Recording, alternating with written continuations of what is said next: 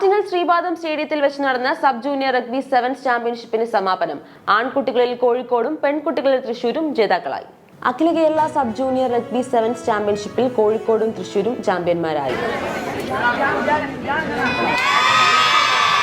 പെൺകുട്ടികളുടെ വിഭാഗത്തിൽ കോഴിക്കോടിനെ തകർത്ത തൃശൂരും ആൺകുട്ടികളിൽ തൃശൂരിനെ തകർത്ത കോഴിക്കോടും ജേതാക്കളായി.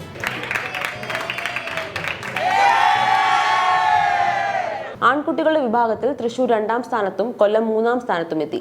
പെൺകുട്ടികളുടെ വിഭാഗത്തിൽ കോഴിക്കോട് 2ാം സ്ഥാനത്തും തിരുവനന്തപുരം 3ാം സ്ഥാനത്തും എത്തി.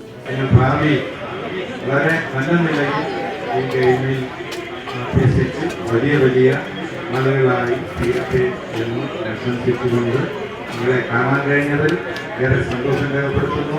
അതുപോലെ തന്നെ ഈ ആറ്റിങ്ങൽ പട്ടണത്തിലേക്ക് വന്നെത്തിയ നിങ്ങൾക്ക് എല്ലാവർക്കും ഒരിക്കൽ കൂടി ആശംസകൾ അർപ്പിച്ചുകൊണ്ട് ഈ സമാപന സമ്മേളനം ഉദ്ഘാടനം ചെയ്ത് അറിയിക്കുന്നു. നന്ദി, നമസ്കാരം.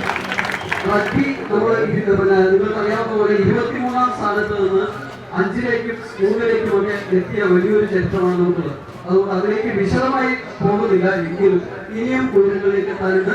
IRFയുടെ ശ്രദ്ധയിൽ ഏറ്റവും പ്രധാനപ്പെട്ട ടീമാണ് കേരള.